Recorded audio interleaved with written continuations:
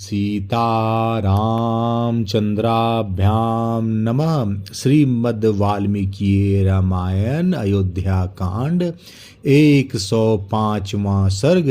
भरत का श्री राम को अयोध्या में चलकर राज ग्रहण करने के लिए कहना। श्री राम का जीवन की अनित्यता बताते हुए पिता की मृत्यु के लिए शोक न करने का भरत को उपदेश देना और पिता की आज्ञा का पालन करने के लिए ही राज ग्रहण न करके वन में रहने का ही दृढ़ निश्चय बताना। अपने सुहृदों से घिरकर बैठे हुए पुरुष सिंह श्री राम आदि भाइयों की वह रात्रि पिता की मृत्यु के दुख से शोक करते हुए ही व्यतीत हुई। सवेरा होने पर भरत आदि तीनों भाई सुहृदों के साथ ही मंदाकिनी के तट पर गए और स्नान होम एवं जप आदि करके पुनः श्री राम के पास लौट आए। वहां आकर सभी चुपचाप बैठ गए, कोई कुछ नहीं बोल रहा था। तब सुहृदों के बीच में बैठे हुए भरत ने श्री राम से इस प्रकार कहा, भैया, पिताजी ने वरदान देकर मेरी माता को संतुष्ट कर दिया और माता ने यह राज्य मुझे दे दिया। अब मैं अपनी ओर से यह अकंटक राज आपकी ही सेवा में समर्पित करता हूँ। आप इसका पालन एवं उपभोग कीजिए। वर्षा काल में जल के महान वेग से टूटे हुए सेतु की भांति इस विशाल राज्य खंड को संभालना आपके सिवा दूसरे के लिए अत्यंत कठिन है। पृथ्वीनाथ जैसे गधा घोड़े की और असाधारण पक्षी गरुड़ की चाल नहीं चल सकते, उसी प्रकार मुझ में आपकी गति का, आपकी पालन पद्धति का अनुसरण करने की शक्ति नहीं है। श्री राम जिसके पास आकर दूसरे लोग जीवन निर्वाह करते हैं, उसी का जीवन उत्तम है, और जो दूसरे का आश्रय लेकर जीवन निर्वाह करता है उसका जीवन दुखमय है। अतः आपके लिए राज्य करना ही उचित है। जैसे फल की इच्छा रखने वाले किसी पुरुष ने एक वृक्ष लगाया, उसे पाल पोस कर बड़ा किया, फिर उसके तने मोटे हो गए और वह ऐसा विशाल वृक्ष हो गया कि किसी नाटे कद के पुरुष के लिए उस पर चढ़ना अत्यंत कठिन था।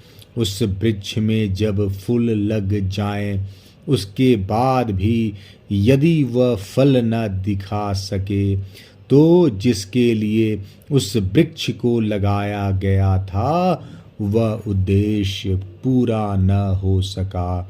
ऐसी स्थिति में उसे लगाने वाला पुरुष उस प्रसन्नता का अनुभव नहीं करता जो फल की प्राप्ति होने से संभावित थी। महाबाहो, यह एक उपमा है, इसका अर्थ आप समय समझ ले। अर्थात पिताजी ने आप जैसे सर्व सद्गुण संपन्न पुत्र को लोक रक्षा के लिए उत्पन्न किया था। यदि आपने राज्य पालन का भार अपने हाथ में नहीं लिया तो उनका वह उद्देश्य व्यर्थ हो जाएगा। इस राज पालन के अवसर पर आप श्रेष्ठ एवं भरण पोषण में समर्थ होकर भी यदि हम वृत्तियों का शासन नहीं करेंगे तो पूर्वोक्त उपमा ही आपके लिए लागू होगी। महाराज, विभिन्न जातियों के संग और प्रधान प्रधान पुरुष आप शत्रु दमन नरेश को सब ओर तपते हुए सूर्य की भांति राज सिंहासन पर विराजमान देखें। ककुतस्थ कुलभूषण, इस प्रकार आपके अयोध्या को लौटते समय मत वाले हाथी गर्जना करें और अंतःपुर की स्त्रियां एकाग्र चित्त होकर प्रसन्नता पूर्वक आपका अभिनंदन करें। इस प्रकार श्री राम से राज ग्रहण के लिए प्रार्थना करते हुए भरत जी की बात सुनकर नगर के भिन्न भिन्न मनुष्यों ने उसका भली भांति अनुमोदन किया। तब शिक्षित बुद्धि वाले अत्यंत धीर भगवान श्री राम ने यशस्वी भरत को इस तरह दुखी हो विलाप करते देख उन्हें सांत्वना देते हुए कहा, भाई, यह जीव ईश्वर के समान स्वतंत्र नहीं है, अतः कोई यहाँ अपनी इच्छा के अनुसार कुछ नहीं कर सकता। काल इस पुरुष को इधर उधर खींचता रहता है। समस्त संग्रहों का अंत विनाश है, लौकिक उन्नतियों का अंत पतन है, संयोग का अंत वियोग है और जीवन का अंत मरण है। जैसे पके हुए फलों को पतन के सिवा और किसी से भय नहीं है, उसी प्रकार उत्पन्न हुए मनुष्यों को मृत्यु के सिवा और किसी से भय नहीं है। जैसे सुदृढ़ खंभे वाला मकान भी पुराना होने पर गिर जाता है, उसी प्रकार मनुष्य जरा और मृत्यु के वश में पड़कर नष्ट हो जाते हैं। जो रात बीत जाती है वह लौट कर फिर नहीं आती है। जैसे यमुना जल से भरे हुए समुद्र की ओर जाती है, उधर से लौटती नहीं। दिन रात लगातार बीत रहे हैं और इस संसार में सभी प्राणियों की आयु का तीव्र गति से नाश कर रहे हैं। ठीक वैसे ही जैसे सूर्य की किरणें ग्रीष्म ऋतु में जल को शीघ्रता पूर्वक सोखती रहती है, तुम अपने ही लिए चिंता करो, दूसरों के लिए क्यों बार बार शोक करते हो। कोई इस लोक में स्थिति हो या अन्यत्र गया हो, जिस किसी की भी आयु तो निरंतर छिन्न ही हो रही है। मृत्यु साथ ही चलती है, साथ ही बैठती है और बहुत बड़े मार्ग की यात्रा में भी साथ ही जाकर वह मनुष्य के साथ ही लौटती है। शरीर में झुर्रियां पड़ गई, सिर के बाल सफ़ेद हो गए, फिर जरावस्था में जीर्ण हुआ मनुष्य कौन सा उपाय करके मृत्यु से बचने के लिए अपना प्रभाव प्रकट कर सकता है। लोग सूर्योदय होने पर प्रसन्न होते हैं, सूर्यास्त होने पर भी खुश होते हैं, किंतु यह नहीं जानते कि प्रतिदिन अपने जीवन का नाश हो रहा है। किसी ऋतु का प्रारंभ देखकर मानो वह नई नई आई हो, पहले कभी आई ही न हो, ऐसा समझकर लोग हर्ष से खिल उठते हैं, परंतु यह नहीं जानते कि इस ऋतुओं के परिवर्तन से प्राणियों के प्राणों का आयु का क्रमशः क्षय हो रहा है। जैसे महासागर में बहते हुए दो काठ कभी एक दूसरे से मिल जाते हैं और कुछ काल के बाद अलग भी हो जाते हैं, उसी प्रकार स्त्री, पुत्र, कुटुंब और धन भी मिलकर बिछुड़ जाते हैं, क्योंकि इनका वियोग अवश्यंभावी है। इस संसार में कोई भी प्राणी यथा समय प्राप्त होने वाले जन्म मरण का उल्लंघन नहीं कर सकता। इसलिए जो किसी मरे हुए व्यक्ति के लिए बारंबार शोक करता है, उसमें भी यह समर्थ नहीं कि वह अपने ही मृत्यु को टाल सके। जैसे आगे जाते हुए यात्रियों अथवा व्यापारियों के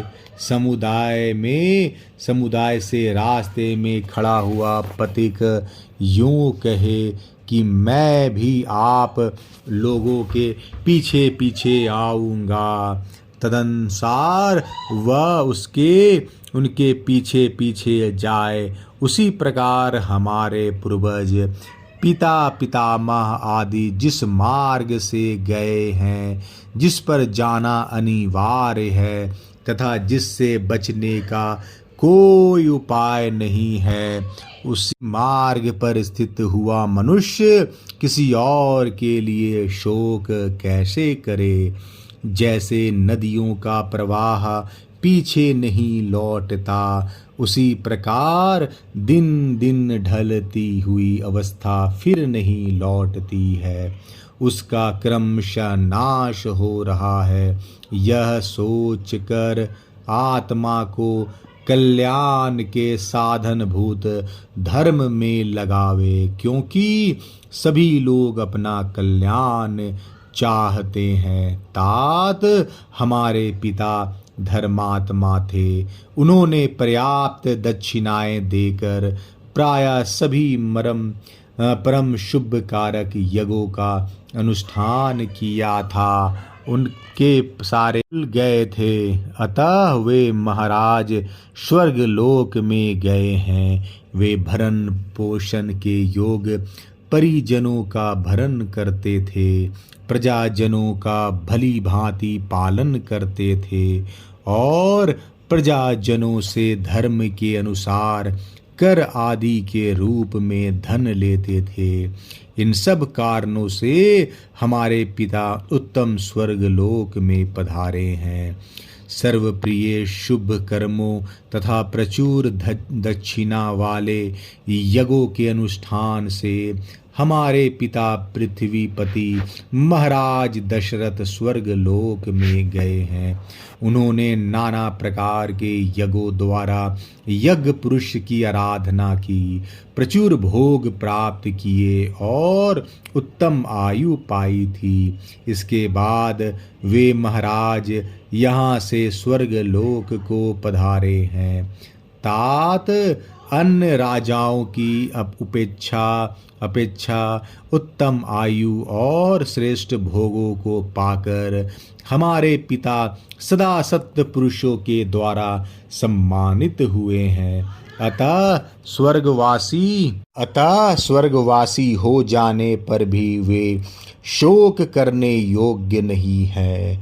हमारे पिता ने जराजीर्ण मानव शरीर का परित्याग करके दैवी संपत्ति प्राप्त की है, जो ब्रह्मलोक में विहार कराने वाली है। कोई भी ऐसा विद्वान जो तुम्हारे और मेरे समान शास्त्र ज्ञान संपन्न एवं परम बुद्धिमान है, पिताजी के लिए शोक नहीं कर सकता। धीर एवं प्रज्ञावान पुरुष को सभी अवस्थाओं में ये नाना प्रकार के शोक विलाप तथा रोदन त्याग देने चाहिए। इसलिए तुम स्वस्थ हो जाओ, तुम्हारे मन में शोक नहीं होना चाहिए। वक्ताओं में श्रेष्ठ भरत, तुम यहाँ से जाकर अयोध्यापुरी में निवास करो, क्योंकि मन को वश में रखने वाले पूज्य पिताजी ने तुम्हारे लिए यही आदेश दिया है।